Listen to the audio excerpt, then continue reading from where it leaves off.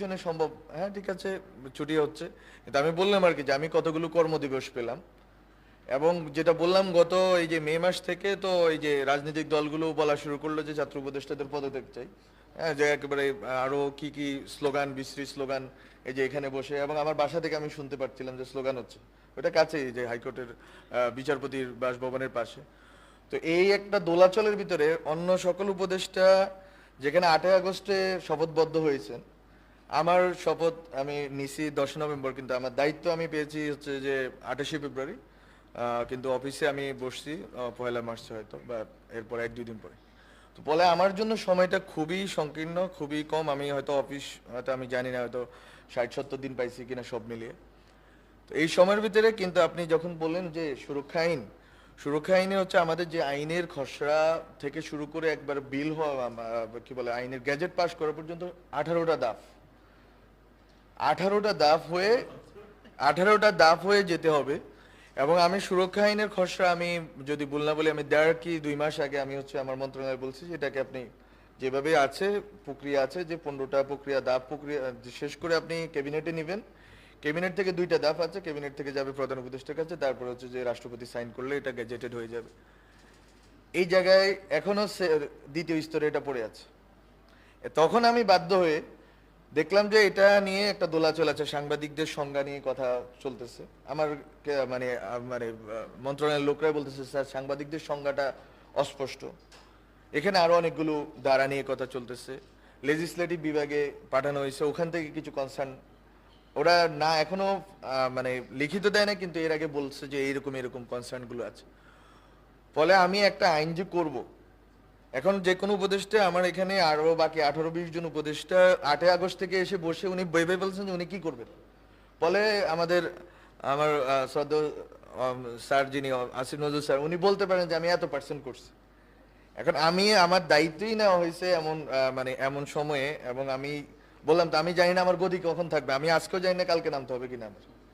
So how can I manage to think যে আমি হচ্ছে যে এইটা করব, এই হচ্ছে আমার টাইমলাইন। মাহফুজ, সরি, না না না না, এটা আমি এইভাবে আমার ব্যাখ্যা দিতে হবে। আমি আপনি মনে করি, ব্যাখ্যা দিবেন। হ্যাঁ আপনি কতদিনের অ্যাসুরেন্স পেলে, হ্যাঁ। মানে কতদিন থাকতে পারবেন জানতে পারলে আমাদেরকে আশ্বস্ত করতে পারবেন যে এই কাজগুলো হবে? না, আমার মনে হয় যে প্রত্যেকটা কাজেরই একটা হচ্ছে প্রক্রিয়া আছে।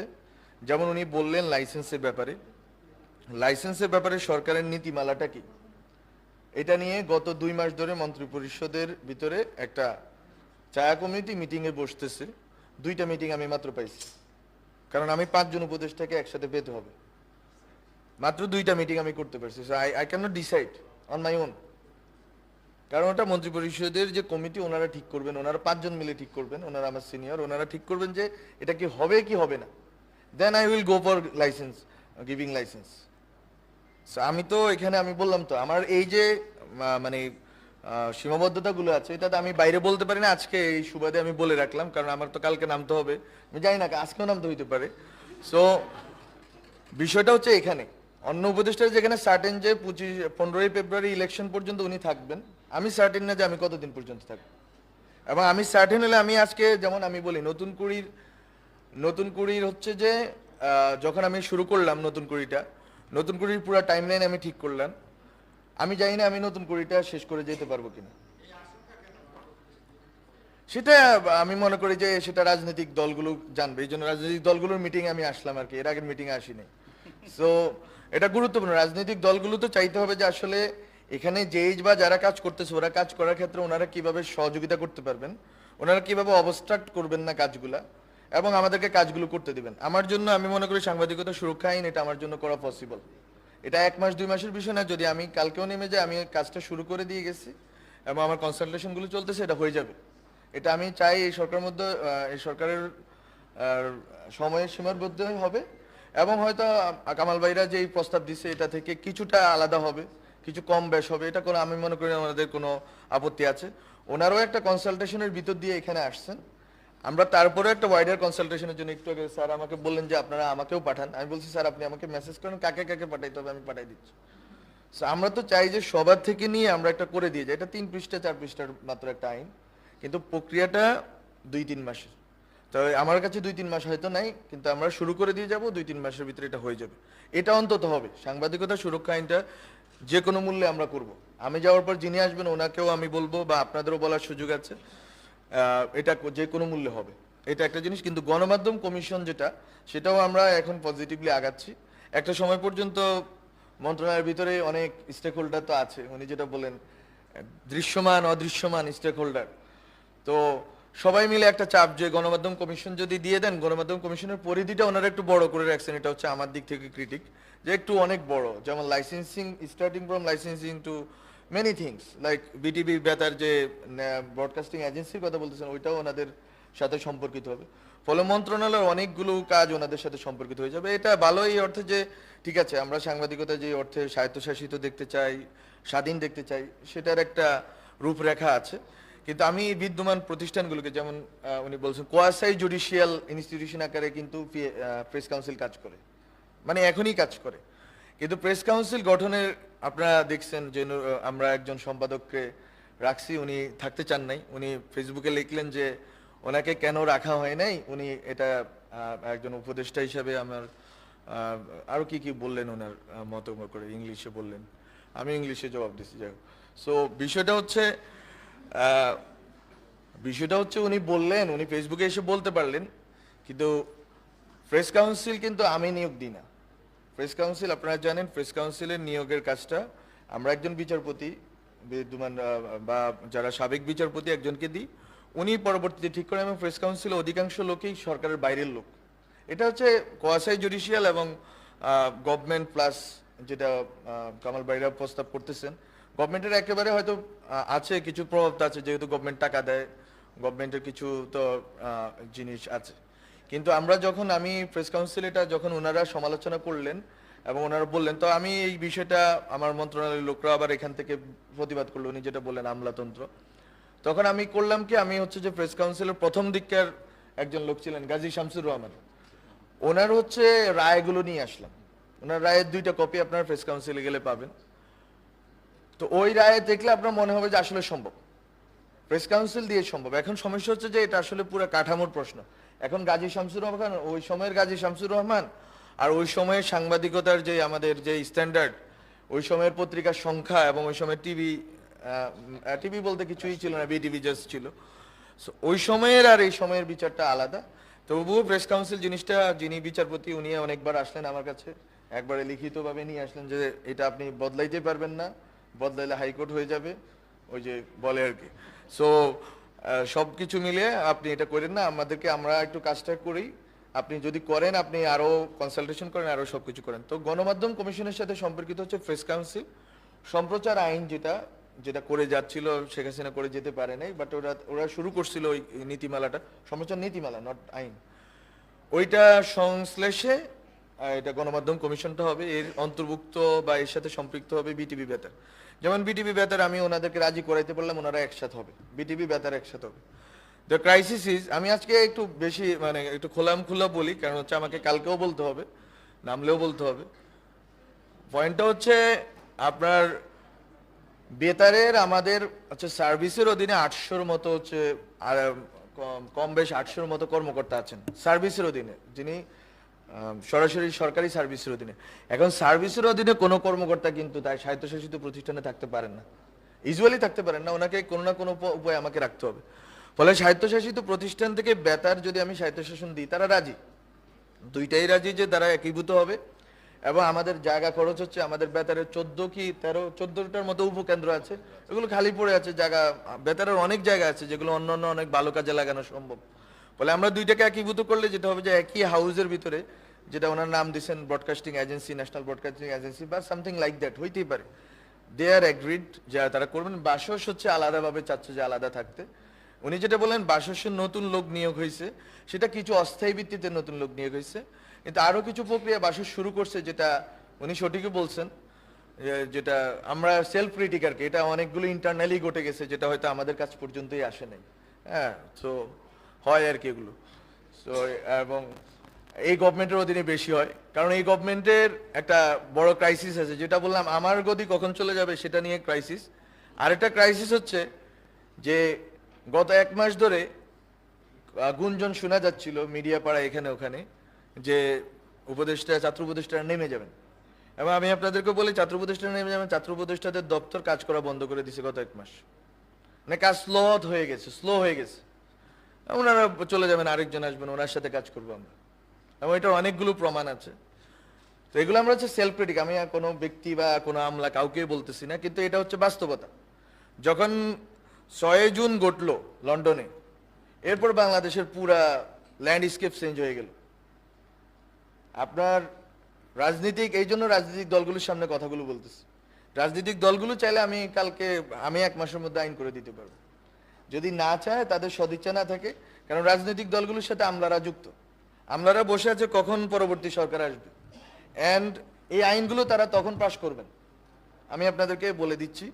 এবং এই ঘটনা 2007-8 সালে ঘটছিল 111-এর সময়। ওই চাল হচ্ছে এক সচিব চাল হচ্ছে গুদামজাত করে রাখছিল 6 মাস, শেখ হাসিনা এসে 10 টাকার চাল খাওয়াবে এই জন্য। So this is the reality. আমি বলি যে কোনো ট্রানজিশনাল গভর্নমেন্টের এই হচ্ছে ক্রাইসিস, যে আপনার পরবর্তী সরকারের অপেক্ষায় সবাই, আমলারা পরবর্তী সরকারের অপেক্ষায়, বিজনেসম্যানরা পরবর্তী সরকারের অপেক্ষায়, আপনারাও হয়তো পরবর্তী সরকারের অপেক্ষায় আছে।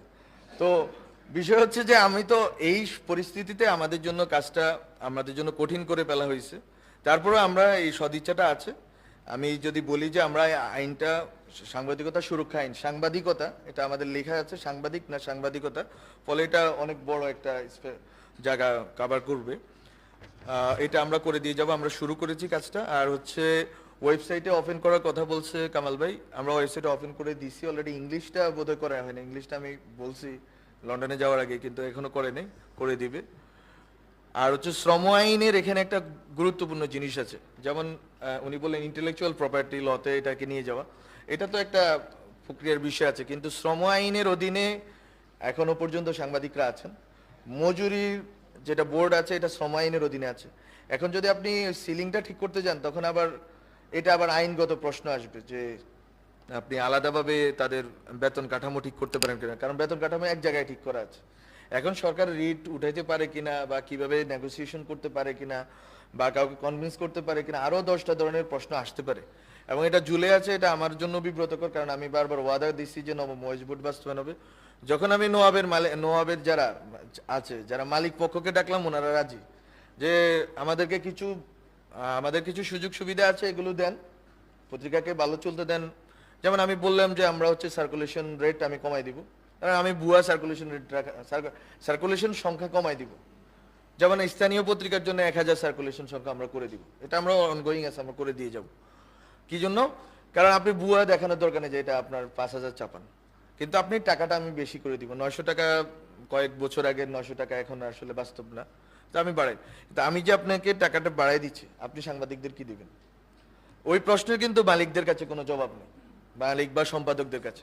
আমি আপনাকে বিজ্ঞাপনের হার বাড়াই দিব, 900 থেকে 1800 করে দিব, এটা আমি বলছি, একবার ওয়াদা করছি যে দ্বিগুণ বাড়াবো। কিন্তু আপনি সাংবাদিকদের কি দিবেন আপনি আমাকে বলেন। ওখানে কিন্তু কোনো রা নাই, এবং আমি মিটিং ডাকলাম, ওনারা 1-2 জন প্রতিনিধি পাঠালেন, আসলেন না। এই জিনিসগুলো আসলে মানে এই ক্রাইসিসগুলো আসলে বলা দরকার, জনগণের কাছে বলা দরকার, সব স্টেক হোল্ডারদেরকে বলা দরকার। এটা হচ্ছে আমাদের জন্য একটা ক্রাইসিস, যে আমরা আসলে প্রণোদনা দিতে রাজি। আপনাকে নিউজ প্রিন্ট আমি আমদানি করতে দিই মোটামুটি বিনা শুল্কে, ধরতে গেলে অন্যদের তুলনায়। আপনি তো ওইটা দিয়ে, অনেক পত্রিকা তো ওইটা দিয়ে আসলে পত্রিকা না চাপাইয়া প্রেসের কাছে বিক্রি করে দেয়, এটাও আমরা জানি, তারপরেও আমরা সরল বিশ্বাসে দিই।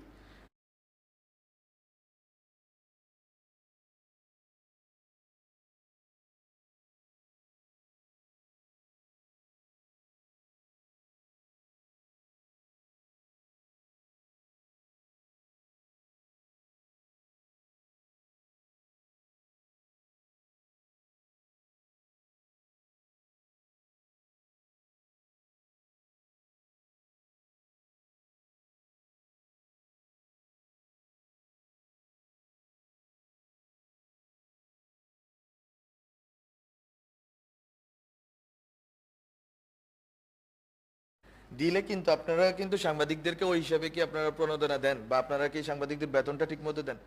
একজন সাংবাদিক বললেন যে বেতন ঠিক মতো দেওয়া হচ্ছে। একটা বড় অংশের যারা প্রফেশনাল বা কর্পোরেট হাউসগুলো আছে ওদের অনেকটা বড় অংশ দেওয়া হচ্ছে, এটা সত্য, এবং অনেকে স্ট্যান্ডার্ড বেতন দিচ্ছে। কিন্তু যেটা হচ্ছে যে অনেক মিডিয়াম লেভেলের যে হাউসগুলো আছে, এবং বিশেষ করে আওয়ামী লীগের যে হাউসগুলো আছে গত 1 বছর তাদের অবস্থা অনেক বেহাল। হ্যাঁ, তারা হচ্ছে যে তাদের মালিকরা যেহেতু পালাই গেছে, ফলে তারা আসলে বেতন দিতে পারতেছে না, কিন্তু নামটা টিকে রাখতেছে ফর সাম ফিউচার টাইমস। হ্যাঁ, সো এখন আমার ওই জায়গাতে আমার কথা যে শ্রম আইনের ভিতরেই আসলে মজুরির বিষয়টা আমাদেরকে সলভ করতে হবে যদি এই সময়ের ভিতরে করতে চাই। আমি আলাদাভাবে এখন সিলিংটা ঠিক করলে আমাকে আইন তো বিধিবিধান সংযুক্ত মানে সংশোধন করতে হবে, এটা আমি আলাদাভাবে যেতে পারবো না, এত ইমার্জেন্সি। তো মজুরি অন্তত নবমটা যদি বাস্তবায়নের জন্য মালিক পক্ষ এবং সাংবাদিক পক্ষ যদি একসাথ হয়, তারপরে শ্রম মন্ত্রণালয়কে আমরা বললে আমরা মনে হয় যে এটা আগাইতে পারবো। আর রিট বা এইসব জিনিসগুলো আসলে হাইকোর্টের যারা এখানে উনি আছেন, সুব্রতদা আছেন, এটা আসলে চাইলে সম্ভব। এটা যদি হাইকোর্টে আমি অ্যাটর্নি জেনারেলকে বলছি, ওনারা যদি চান যে এটাকে দ্রুত, কারণ এটা শুনানি হচ্ছে না অনেক, না না প্রত্যাহার করানো উচিত না, কিন্তু শুনানিটা হইলে সম্ভব, কিন্তু শুনানিই হচ্ছে না, মানে বারবার টাইম পিছানো হয়। তো এটা যদি সরকার পক্ষ চাইলে এবং যারা বিবাদী পক্ষ তারা চাইলে এটা দ্রুত শুনানির ব্যবস্থা হয় বা হইতে পারে, এবং এটা সম্ভব হইতে পারে। আর হচ্ছে যেটা বললাম যে এখানে সাংবাদিকদের যে যে প্রশ্নটা আসছে, যেটা আপনি রাইটলি বলছেন যে আসলে একজন সাংবাদিকও তো যদি ভুয়া মামলা শিকার হন তাহলে এটার প্রতিবাদ করা উচিত। এটা আমি এই এই এই আমি এই এই মতামতের পক্ষে। কারণ হচ্ছে আমি আজকে আছি, আমরা এই জন্যই হচ্ছে যে কোনো মিডিয়া লাইসেন্সও বাদ দিই নাই, কোনো মিডিয়া বন্ধ করি না। আমার সময়ে এবং নাহিদ ইসলামের সময়ে আমাদের এটা ছিল নীতি যে আমাদের পলিসি ছিল এরকম, আমরা কিছু বন্ধ করব না। এবং এখানে ওই যে রতন দা বলে গেছেন যে কি বলে যে অ্যাডভাইস দেওয়া হয়, কোনো একটা কলও না সাবেক উপদেষ্টা করছেন না আমি করছি, কোনো মিডিয়া হাউসকে করা হয়নি। 1-2বার হয়তো কোনো কথার জন্য কথা হয়েছে, বাট নট নেসেসারিলি যে এটা চাপাইয়েন না, এটা চাপান, আমরা কোনোভাবে এটা করি নাই। এবং বরং আমার বিরুদ্ধে রিপোর্ট করা হয়েছে অনেক পত্রিকাতে, অনেক লেখা হয়েছে, বাট আমরা ওইটা হয়তো প্রতিবাদ লিপি পাঠিয়ে দিছি মন্ত্রণালয় থেকে, যেটা হচ্ছে স্ট্যান্ডার্ড প্রসিডিউর, ওইটাই করছি। এরপরে পত্রিকা হয়তো কোনো পত্রিকা সংশোধনী দিছে, কোনো পত্রিকা দেয় নাই। So this is the standard procedure, you will write to the newspaper. কিন্তু সাংবাদিকদের যে মামলা, এটা আব্দুল্লাহ ভাই সঠিক বলছেন যে আমরা হচ্ছে যে নাহিদ ইসলাম এটা শুরু করে গেছিলেন, এবং আমি আসার পরে আমরা দেখলাম যে 72 বা 75 এই সংখ্যাটা হবে। যখন আমরা দেখলাম যে এই মামলাগুলো আছে, তখন আমরা হচ্ছে যে আমাদের তো এটা করার কিছু নেই, কারণ এটা আমাদের মন্ত্রণালয়ের অধীনে না। আমরা স্বরাষ্ট্র মন্ত্রণালয়কে একটা সুপারিশ সহ পাঠালাম যে আপনারা এগুলো দেখেন, দেখে যদি পারেন এটা মামলাগুলো প্রত্যাহারের ব্যবস্থা বা যেই কার্যকর ব্যবস্থা নেওয়া দরকার এটা করেন।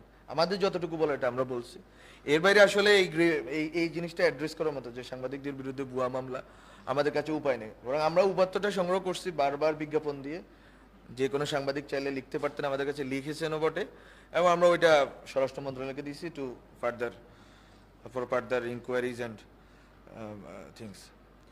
এটা হচ্ছে আমাদের দিক থেকে। আর হচ্ছে যে যেটা বললেন যে আসলে আপনাদের প্রস্তাবের ভিতরে 23টা প্রস্তাব, যেটা আমরা আশুকরণীয় ভাবছি, যেহেতু আমাদের সরকারের সময় সীমা অনেক কম, যে 6 মাস 8 মাস সময় ছিল, মার্চে তো জমা হয়েছে এই জিনিসটা, মার্চের 22 তারিখে, ততক্ষণে হচ্ছে যে এপ্রিলের 15 তারিখ পর্যন্ত, আমি যদি ভুল না বলি অন্তত ঈদের ছুটি ছিল।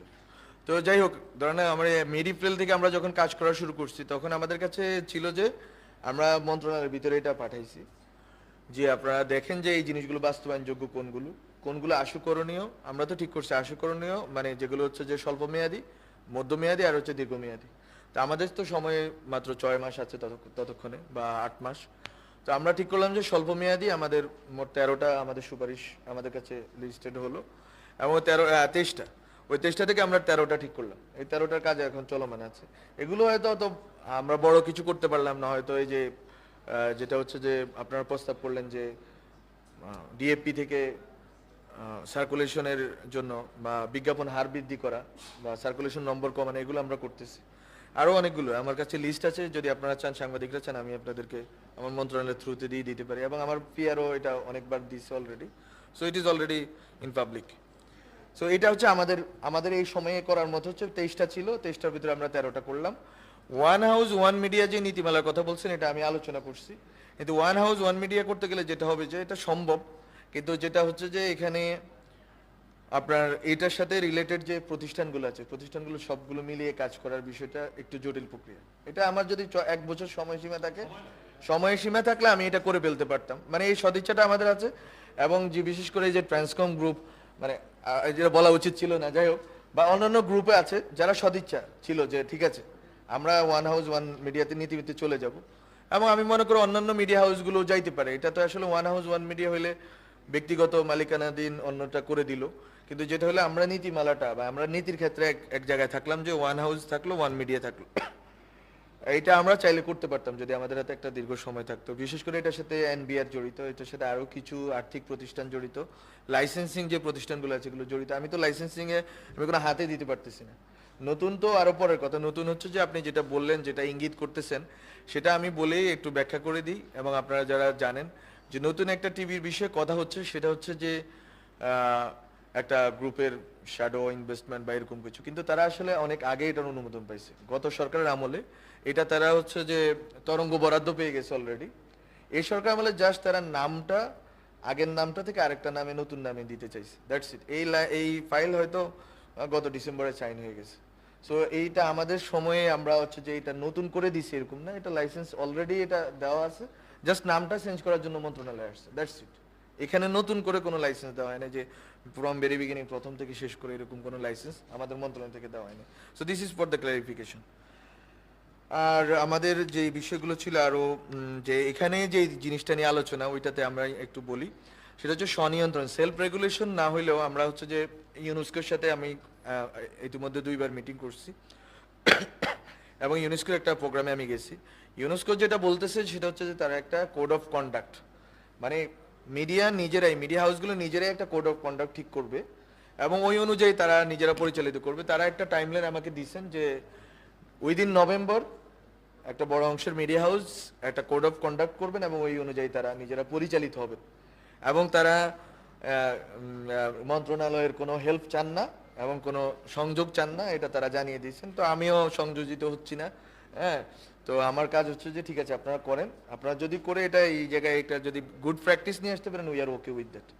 সো আমি মনে করি যে এটা যেহেতু ইউনেস্কো এটা এনগেজ আছে এবং বাংলাদেশের মোটামুটি বড় বড় মিডিয়া হাউসগুলো এনগেজ আছে, আমি আশা করবো যে নভেম্বরের ভিতরে একটা কোড অফ কন্ডাক্ট যেটা তাদের সেলফ রেগুলেশনও এটার ভিতরে অন্তর্ভুক্ত থাকবে, যে আমরা আসলে কিভাবে চলতে চাই এবং আমরা নিজেদেরকে কিভাবে দেখতে চাই, আমাদের সাংবাদিকদের সুরক্ষা থেকে শুরু করে আরো যে জিনিসগুলো আছে, নারীদের ইস্যু বললেন স্যার, সব ইস্যুই, কর্মপরিবেশ যে বিষয়গুলো আছে, এগুলো যদি তারা ইন্টিগ্রেট করে যদি করতে পারেন, we are very much happy with the consequence and everything. তো আমার এটা হচ্ছে যে আমার দিক থেকে যে এটা হচ্ছে নিয়ন্ত্রণ এবং অভিযোগ ব্যবস্থাপনা, আমার মনে হয় যে ওটার ভিতরে অন্তর্ভুক্ত, কোড অফ কন্ডাক্টের মধ্যে অন্তর্ভুক্ত হবে যে আমরা কিভাবে সেলফ রেগুলেট করব নিজেদেরকে, not any regulatory body from government. আর আমরা নিজেদেরকে আসলে গ্রিভেন্সগুলো কিভাবে অ্যাড্রেস করবো, নিজেদের ভিতরকার যে যতগুলো ইস্যু আছে, নারী যৌন নিপীড়ন থেকে শুরু করে যে জিনিসগুলো আছে, বা বা এখানে সাংবাদিকতার সুরক্ষা আইনও আছে, যে যদি কোনো সাংবাদিক যদি আঘাতপ্রাপ্ত হন বা কোনোভাবে যদি তার বেতন কাটা যায়, আরও যে জিনিসগুলো আছে সেগুলো আপনারা কীভাবে করবেন, এটা তারা আগে করুক। আমরা সাংবাদিকতা সুরক্ষা আইনটা করবো, আইনেই যেই আপনার সুরক্ষার জন্য এটা আমরা করে দিব, বাকিটা এটা সমন্বিত হবে। আসলে এটা পুরোটা একটা সমন্বিত সিস্টেমের ভিতরে যাইতে হবে। গণমাধ্যম কর্মী আইন নিয়ে কামাল ভাই যেটা বললেন, গণমাধ্যম কর্মী আইনটা একটু কম্প্রিহেন্সিভ করছে শেখ হাসিনা আমলে করলেও কম্প্রিহেন্সিভ করছে। এখন এটা আমি কিন্তু করার পক্ষে বিপক্ষে না, আমি বলতেছি যে এটা আমি বললাম যেহেতু এটা আছে, অনেকগুলো তো খসড়া আমাদের কাছে আছে, সম্প্রচার নীতিমালার খসড়া আছে, তারপর আরো অনেকগুলো ওটিটি নীতিমালার খসড়া আছে। ফলে ওটিটি নীতিমালা নিয়ে আমরা আইসিটি ডিভিশনের সাথে কাজ করতেছি এবং ওইখানে যে বারবার কথা হচ্ছে যেটা অনলাইনে এবং ইউটিউবে যে লেখা হচ্ছে, এগুলো হয়তো একটা আমরা বিধিমালার মধ্যে আনতে পারবো। এটা একটা দীর্ঘ সময় সাপেক্ষ ব্যাপার, হয়তো এই সময় করতে পারবো কিনা জানি না। বাট গণমাধ্যম কর্মী যেই আইন আছে, এই আইনটা একটু কম্প্রিহেন্সিভ আছে আমার কাছে, আমার দেখে মনে হইলো। এখন এইটার সাথে আসলে আপনাদের যেই সুপারিশমালা আছে, এটাকে আমি চাচ্ছি সংশ্লেষ করে কিছু করা যায় কিনা, এবং ওইটা যদি করা যায় আমার মনে হয় যে ওইটা খারাপ হবে না। এটা অবশ্যই আগের আইনগুলো সবই আগের আইন, সম্প্রচার নীতিমালাও আগের আইন, কিন্তু আমরা সংশোধন করে করবো, আমরা তো ওইটাই রাখবো এরকম না। খসড়াটা আছে, খসড়াটা নিয়ে আমরা জাস্ট একটা কনসালটেশনের জন্য বলতেছি, আমরা এটা বাস্তবায়ন করবো, এখনো এটা ঠিক নির্ধারণ করা হয়নি। তো আমার দিক থেকে এই জিনিসগুলো ছিল। আর রাজনৈতিক দলগুলো আসলে চাইলে আমি যেটা বললাম এই সরকারের আমলে অনেকগুলো জিনিস ফ্যাসিলিটেট করতে পারতো এই সরকারকে, আমাদেরকে ফ্যাসিলিটেট করতে পারে, আমাদের জন্য সহজ করতে পারতো আমাদের গভর্নেন্সটা। সেটাও হয়তো হয় না, আমাদের দুর্ভাগ্য। এবং এখানে একটু পলিটিক্যালি শুনাইলেও এই কথাটা এটা সত্য যে যখন প্রথম গভর্নমেন্ট হইলো, এটা আমি বলে যাই কারণ আমার কয়েকদিন পরে তো বলতে হবে। বিষয়টা হচ্ছে হ্যাঁ, বিষয়টা হচ্ছে আমরা যখন ক্ষমতা আসলাম, দায়িত্ব নিলাম, তখন বিএনপি জামাতের লোকরা এসে বললো কি, বা আরো দলের লোকরা আসলে অত লোকজন নাই, এই দুইজনেরই আছে। তো ওরা এসে বললেন যে একটু যে ফেয়ার হইতে হবে। তো বিসি নিয়োগ হইলো 10 জন বিএনপির, 3 জন জামাতের হইলো। তারপরে ধরেন আরো এরকম জামাতের যদি বিসি না হয় প্রবিসিটা জামাতের হইলো, অ্যাডমিনটা কে নিবে এটা নিয়ে কাড়াকাড়ি হইলো। তো এগুলো আমার চোখের সামনে ঘটছে। তখন কিন্তু সবাই যে এই সরকার আমাদেরকে 2 বছর 3 বছর যা সময় লাগে সংস্কার এবং বিচার করে দিয়ে তারপরে যাবে, ওনারা 4 মাসের মধ্যে ওনাদের সব লোক সেট করা হয়ে গেল। কম বেশি হইলো, কারো হয়তো 60%, কারো 80%, কারো 20%, কারো 30%। হ্যাঁ, সব লোক সেট করা শেষ। এবার ডিসেম্বর থেকে শুরু হইলো অসহযোগ। হ্যাঁ, দিলেন কেন, যদি ওই প্রশ্নে আসি, দিলেন কেন আসলে তো আসলে ওই যে আমরা মজা করে লেনিনের কথা বলি। লেনিন বলছিল যে হচ্ছে প্রলেতারিয়েতের বিপ্লব হবে, প্রলেতারিয়েতরা সবকিছু চালাবে। তো প্রলেতারিয়েত দেখে যে প্রলেতারিয়েত দিয়ে তো আসলে সচিবালয় চালানো যায় না। 3 বছর পরে আবার ওই যে পুরাতন জারের লোকগুলোরে ফেরত আনতে হয়েছে, বিকজ তারা পেপার ওয়ার্ক পারে। আমি তো সচিবালয়টা চালাইতে হবে, সচিবালয় চালাইতে হবে, বিচারালয় চালাইতে হবে, সব যখন চালাতে হবে তখন আপনারা যখন এইটা চালাইতে হলে আপনার ওই ব্যুরোক্রেটকে লাগবে। ব্যুরোক্রেটের অবশ্যই পলিটিক্যাল অ্যাফিলিয়েশন আছে।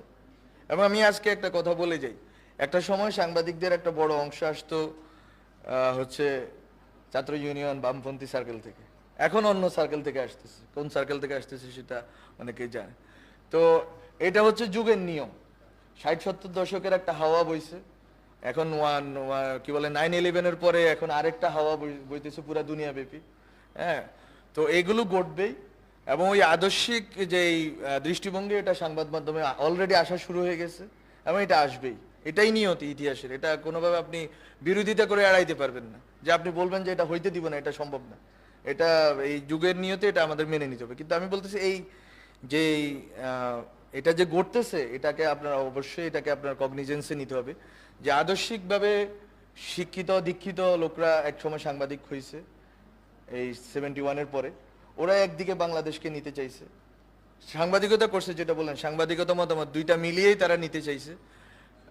আবার এখন আরেকটা ধরনের লোকরা আসতেছে, ওরা আরেক দিকে নিতে চাইবে। কিন্তু এর ভিতরে আসলে সাংবাদিকতাটা থাকবে কোথায়? এবং এটা আমি খুব সিরিয়াসলি আমি এটা অ্যাড্রেস করতে চাই। কারণ হচ্ছে গত 1 বছরে আমাদের দেখা মতে আসলে আওয়ামী লীগ ছিল না, সাংবাদিক হিসেবে আওয়ামী লীগ ছিল না, ছিল বিএনপি জামাতের লোকরাই। তা আসলে কে কি করলো এটা তো আসলে আমরা কোনো কিছুতে হাতও দিই নাই, বলিও নাই। কোন এক গ্রুপের পত্রিকা যে একটানা যে এই সরকারের বিরোধিতা করেই গেল, হ্যাঁ, একটানা প্রত্যেকদিন ছবি চাপাইয়া, এবং এক লোকের নামে, এক মহিলার নামে 2টা পত্রিকাতে একই লেখা চাপাইলো। হ্যাঁ, আরো অনেক ব্যাড প্র্যাকটিস আমরা দেখলাম, কিছুই বলা হয়নি। Not a single word from ministry, not a single word from government. কিন্তু এগুলো রয়ে গেল ইতিহাসের কাছে, এবং এগুলো ইতিহাসের বিচার হবে, অন্য বিচারের আগ্রহ আমাদের নাই। তো যেটা রাশেদ খান বাড়ি থেকে শুরু করে অন্যরা বলেন যে তোমরা আমাদের সাথে এত লড়াই সংগ্রাম করলা, তোমরা এগুলোর কোনো শিক্ষা দীক্ষা দিলা না কেন, বা তোমরা ফ্যাসিস্ট মানে ফ্যাসিজম অ্যানাবলারদেরকে কিছু করলে না কেন? আসলে কিছু করার চেয়ে গুরুত্বপূর্ণ ছিল যে এই পুরা জিনিসটা যে এতটা মানে আপনি স্বাধীনতা দিলে কি হয়। এই জন্য যখনই যে কোনো আমি মিটিংয়ে যাই, সাংবাদিকদের স্বাধীনতার নিয়ে আলোচনা হয়, তখন আমি বলি যে rights without responsibility is dangerous.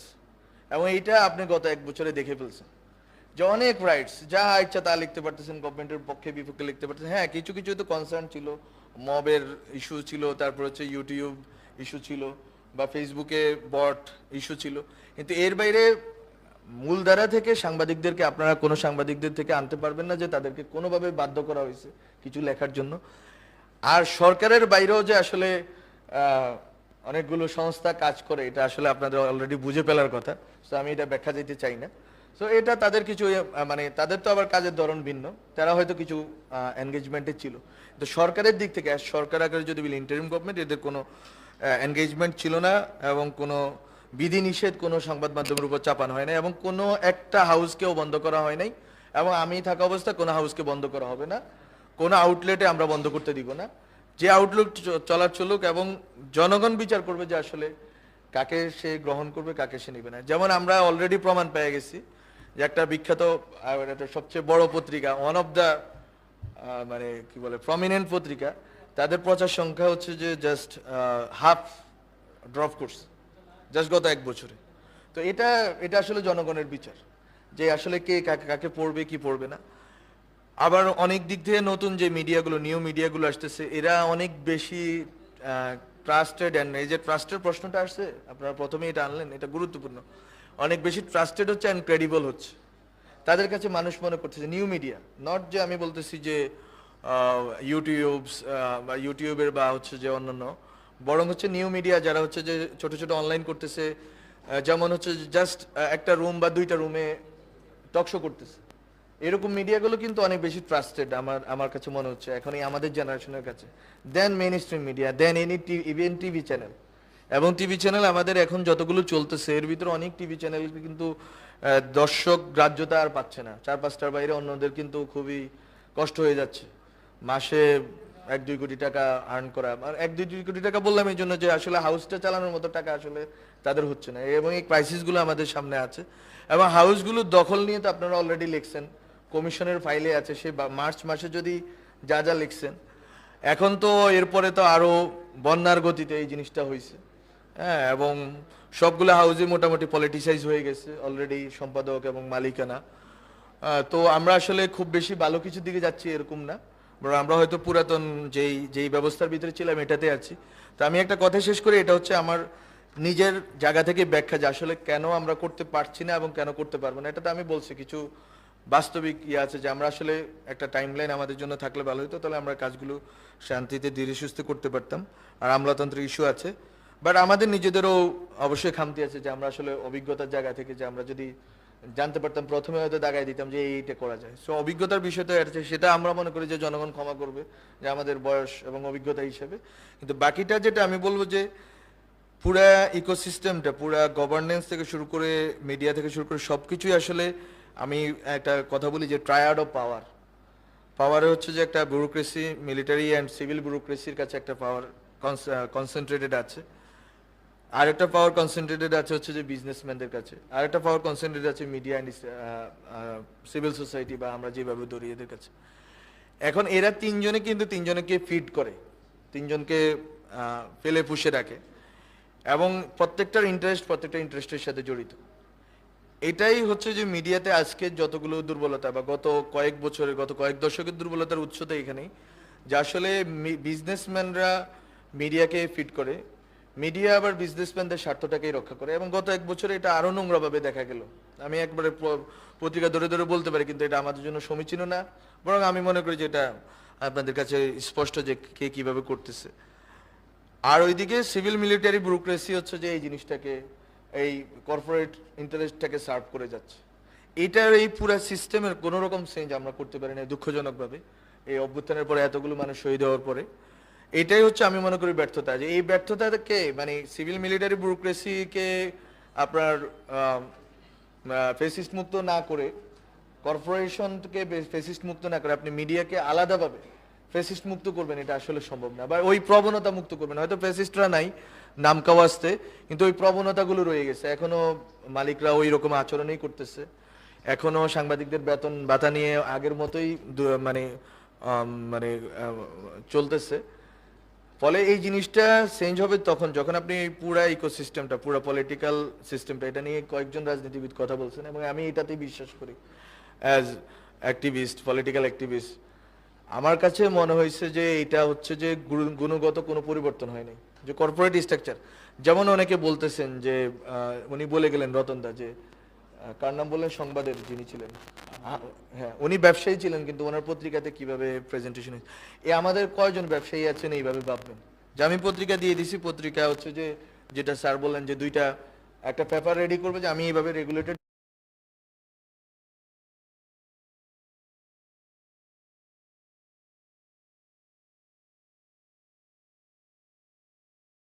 হইতে চাই, আমি এইভাবে আমার পত্রিকা চালাইতে চাই, মালিক টাকা দিবে, কোনো রেগুলেশনের ক্ষেত্রে বা সংবাদ প্রকাশের ক্ষেত্রে কোনো বাধা দিবে না, এরকম কোনো মালিক কি আমরা কল্পনা করতে পারি? কোনো কর্পোরেট ফাইন্যান্সারকে কল্পনা করতে পারি না। এবং আমাদের দেশে কোনোভাবে ওই যে গার্ডিয়ান টাইপের কোনো পত্রিকা নেই, যে পিপলস ডেইলি, এরকম কিছু নাই, এরকম কিছু নাই, এবং আমরা আসলে এরকম কিছু করিও নেই। ফলে সবই মূলত বিজনেস ইন্টারেস্টে, এবং অনেকগুলো পত্রিকা আসলে ব্ল্যাকমেইলিং এর ভিতর দিয়ে চলতেছে।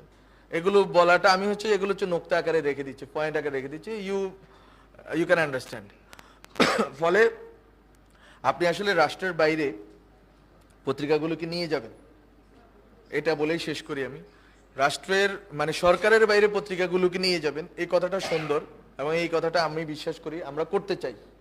কিন্তু এই যে তিনটা পাওয়ারের কেন্দ্র, ক্ষমতার বড় কেন্দ্র, এখানেও যদি থাকে, এটা আসলে রাষ্ট্রের চেয়ে বড় রাষ্ট্র, মানে সরকারের চেয়ে বড় সরকার, এবং ওইটা কিন্তু সরকার নিরপেক্ষ, মানে সরকার আসলো গেলেও এই কর্পোরেশনস, এই media and cultural establishment, civil society establishment and civil military bureaucracy, এর গায়ে কোনো কিছু লাগে না।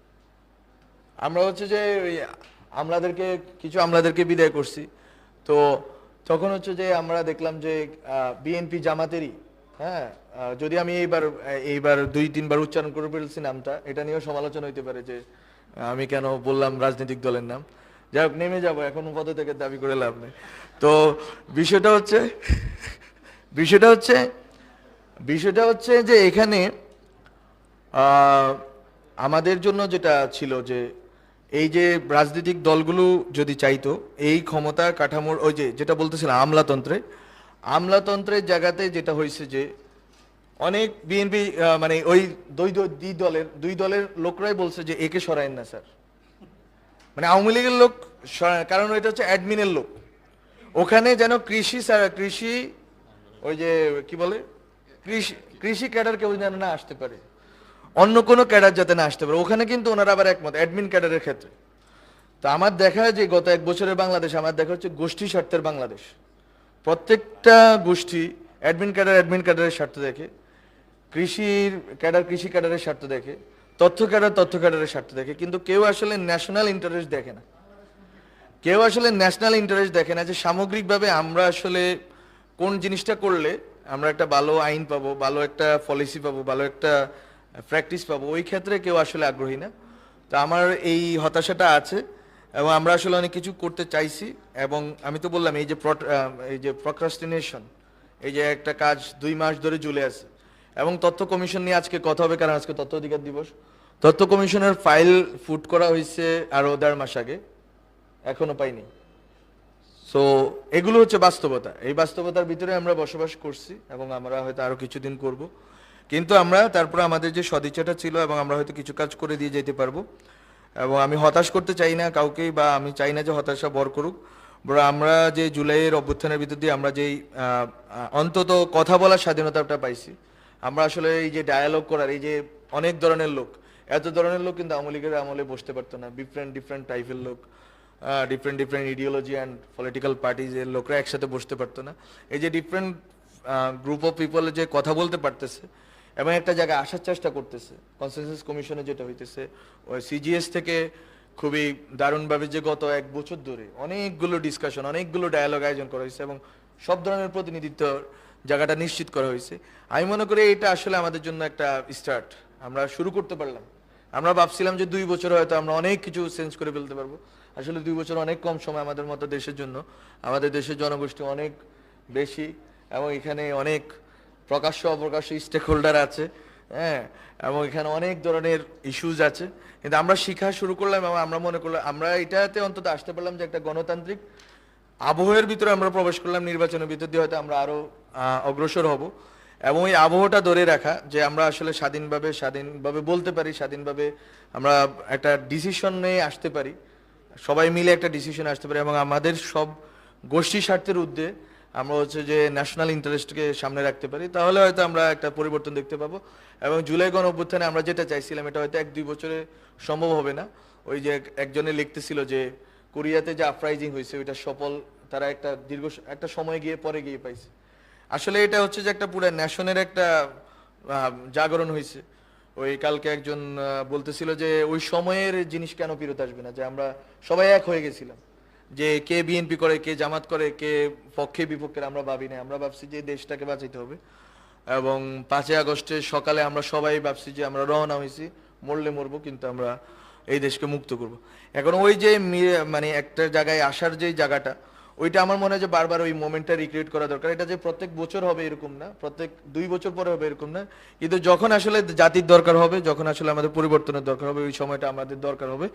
ওই সময়টা আমরা যদি ওই মোমেন্টটা রিক্রিয়েট করতে পারি এবং সবকিছুর উপরে ন্যাশনাল ইন্টারেস্টকে রাখতে পারি, তাহলে হচ্ছে দলীয় যে ক্ষুদ্র ক্ষুদ্র স্বার্থগুলো আছে এবং ক্ষুদ্র স্বার্থের যে প্রতিনিধিত্ব আমলাতন্ত্রে এখানে সেখানে রয়ে গেছে, এগুলো থেকে আমরা মুক্ত হইতে পারবো।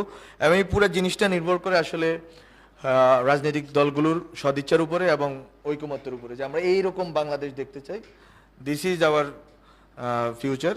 এইটা যতদিন না রাজনৈতিক দলগুলো এই মানে একটা যা মানে মুখ রক্ষার্থে বলবে, কিন্তু যদি মন থেকে বলা শুরু করে এবং প্র্যাকটিসে আনা শুরু করে, যে আমরা বলছি বারবার পলিটিক্যাল কালচার, আমরা দেখতেছি পলিটিক্যাল কালচার আগেরটাই ফেরত আসতেছে। যদি কালচারটা চেঞ্জ করে, সাংবাদিকরাও চেঞ্জ হবে। সাংবাদিকরাও যে আমরা দলকানা বলতেছি, দলকানা হওয়ার 2টা কারণ। একটা হচ্ছে তাদের কোনো বেতন কাঠামো ঠিক নেই, তাদের আসলে একটা ডিগনিফাইড লিভিং নেই। এবং এটা আমি বলি, অনেকে বলতে পারেন আপনি তো কিছু করতে পারেন না, কিছু করার চেষ্টা করছি।